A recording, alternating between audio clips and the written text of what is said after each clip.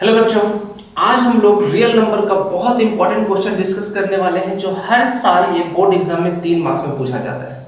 अगर आपको 3 मार्क्स चाहिए तो पेन पेपर लेकर के मेरे साथ बैठ जाना, वीडियो के लास्ट तक रहना है और साथ ही साथ वीडियो को लाइक, सब्सक्राइब और शेयर भी कर देना।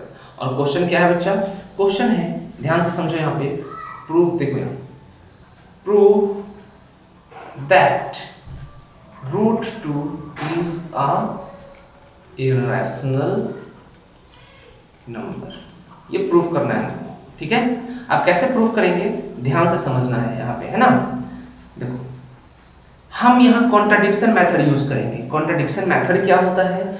वैसा मेथड को कॉन्ट्राडिक्शन मेथड बोलते हैं जो चीज पूछ रहा है उसको उल्टा एजम्पशन हम लोग कर लेते हैं, कंसिडर कर लेते हैं। तो यहाँ चलो, और यहाँ एक बात आपको ध्यान रखना है बच्चा कि जो चीज आपको क्लास 10th में आता है, मतलब जितना नॉलेज आपको है, अगर उसको प्रेजेंट करना नहीं आता तो आप मार्क्स नहीं लेके आ पाओगे।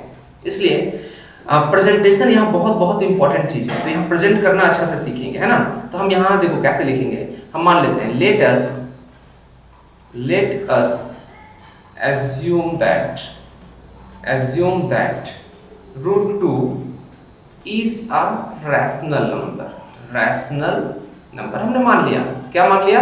कि √2 क्या है? रैशनल नंबर है। Let us assume that √2 is a rational number। ठीक है, यहाँ तक कोई दिक्कत? which is in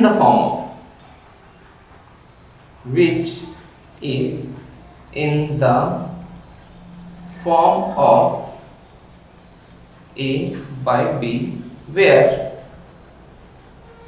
a and b is a co-prime number। ये लिखना बहुत जरूरी है, co-prime नंबर। हम बताते हैं को-प्राइम नंबर क्या है, चिंता नहीं करना। देखो, को-प्राइम नंबर के फॉर्म में है। अब को-प्राइम नंबर क्या होता है? वैसा नंबर का जोड़ा जिसके बीच कॉमन फैक्टर क्या हो? 1 हो। जैसे मान लो 3 और 5 एक पेयर है। अब ये जो 3 और 5 एक पेयर है, इसके बीच कॉमन फैक्टर क्या है? 3 का फैक्टर क्या है? 1 और 3। 5 का फैक्टर क्या है? 1 और 5। तो ये दोनों के बीच कॉमन फैक्टर क्या है बच्चा? देखो 1 है। तो ये 3 और 5 कैसा पेयर है? न को प्राइम नंबर का जोड़ा है। क्लियर है? चलो, यहाँ पर थोड़ा सा हमें मिटाना होगा क्योंकि मैं यहाँ पे थोड़ा आप लोगों को समझाने के लिए रफ कर दिया, ठीक है।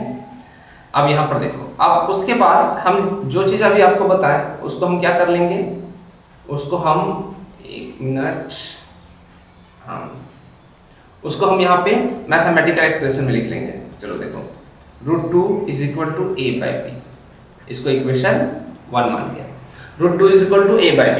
अब हम क्या करेंगे? स्क्वायरिंग इक्वेशन 1 को स्क्वायर करेंगे। और इक्वेशन 1 को स्क्वायर करने का मतलब इज इक्वल टू के लेफ्ट हैंड साइड और इज इक्वल टू के राइट हैंड साइड, दोनों को स्क्वायर करेंगे। चलो, बहुत अच्छा।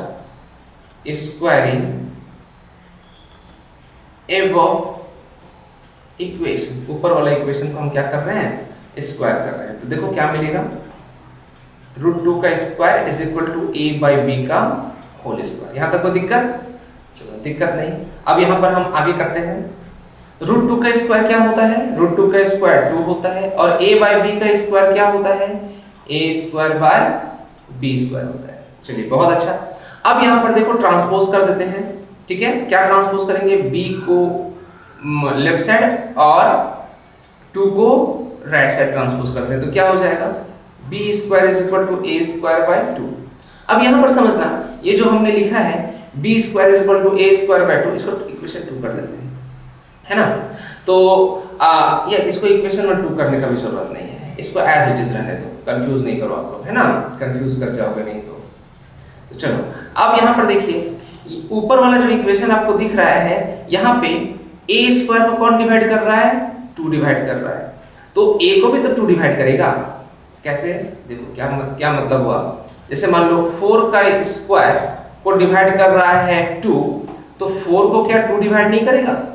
बिल्कुल करेगा, वही चीज बोल रहा है। तो हम यहां पर लिखेंगे 2 divide a square, so 2 also divide a। कोई दिक्कत?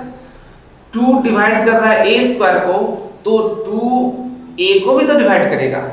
बिल्कुल, चलिए, बहुत अच्छा, यहाँ तक कोई कंफ्यूजन नहीं। अब यहाँ पर फिर से हम एक कंसिडरेशन वाला काम करते हैं, क्योंकि देखो यहाँ पर जो कॉन्ट्रडिक्शन मेथड होता है ना, कुछ स्टेप आपको लर्न करना पड़ेगा, ये जरूरी चीज है, ठीक है। तो अब यहाँ पर लेट, इसको इक्वेशन 2 मान लो, है ना। Let a is equal to 2c।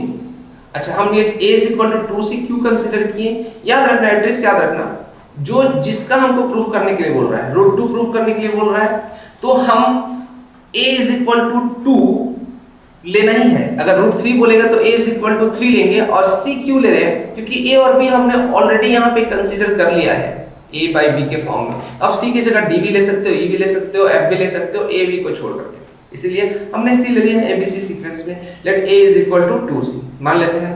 अब substitute a is equal to 2c in, इसीलिए हमने इक्वेशन 2 यहाँ मान लिया है, ठीक है। नहीं तो हम यहाँ कंसीडर करते तो आपको प्रॉब्लम होता। a is equal to 2c in equation 2 we get, हमें कुछ मिलेगा, देखते हैं क्या मिलता है। चलिए, 2 is equal to a square के प्लेस में क्या पुट करेंगे, 2c का whole square by b square. कोई दिक्कत? कोई प्रॉब्लम नहीं। तो हम यहाँ लिख सकते हैं, यहाँ देखो क्या छोड़ा था मैंने, 2, तो 2 इज इक्वल टू 4c का स्क्वायर बाय b स्क्वायर, यही ना हमने लिखा था यहाँ पे। देखो 2 का स्क्वायर 4 और c का स्क्वायर c स्क्वायर, हमने वही लिख दिया। अब यहाँ देखिए, अब हम इसको फिर से ट्रांसपोज करते हैं, क्या हो जाएगा, 2b का square by 4 is equal to c square. अब हम इसको कट करेंगे तो 2 मिलेगा, तो हम लिख सकते हैं इसको c square is equal to b square by 2। अब यहाँ पर देखो बच्चा, यहाँ इस इक्वेशन में आपको समझ आ रहा होगा कि b स्क्वायर को भी कौन डिवाइड कर रहा है, 2 डिवाइड कर रहा है, तो b को भी तो 2 डिवाइड करेगा। तो हम यहाँ लिखेंगे 2 divides b square, so 2 also divide b। यही तो हमारा खेला खत्म हो गया। हमने बोला था कि a और b हमारा को प्राइम नंबर है, और को प्राइम नंबर का मतलब फैक्टर दोनों के बीच 1 होता है। तो यहाँ पर तो a को भी 2 डिवाइड कर रहा है, b को भी 2 डिवाइड कर रहा है, और 1 तो फैक्टर रहता ही रहता है। तो हमारा ये जो एजम्पशन था वो रॉन्ग हो गया, और एजम्पशन रॉन्ग हो गया मतलब हमारा ये जो एजम्पशन था रैशनल नंबर, वो रैशनल नंबर नहीं रहा, और रैशनल नंबर नहीं रहा तो क्या हो गया, ये रैशनल नंबर हो गया। बस उसको लिख देना है। देखो इतनी थर्मोलॉजी वाला क्वेश्चन है, इस बात को आपको ध्यान से समझना पड़ेगा। Factor of a and b is other than 1, so this contradict the fact, therefore our assumption is wrong, hence यहाँ लिख देते हैं ऊपर, hence √2 is a irrational number। बस हो गया, कहानी खत्म हो गया। इस स्टेप को फॉलो करोगे आप लोग, है ना। देखो मैंने क्या लिखा पहले, यहाँ पर देखो एजम्पशन लिया, फिर स्क्वायरिंग किया, उसके बाद आप देखो यहाँ पे a का वैल्यू हमने कंसीडर किया, फिर हम इक्वेशन 2 में डालें, और फिर लास्ट में ये क्लोजिंग स्टेटमेंट लिख दिए, कहानी खत्म हो गया। कुछ नहीं है, 3 नंबर आपका आ गया। इसी तरह का आपको वीडियो और चाहिए तो आप नीचे कमेंट बॉक्स में भी कमेंट करना है, लाइक्स भी करना है, सब्सक्राइब भी करना है, ठीक है बच्चा। तभी मैं हर चैप्टर वाइज आपके लिए मैथ्स साइंस का सीक्वेंस में लेकर के आऊँगा। तब तक के लिए thank you, bye bye, take care.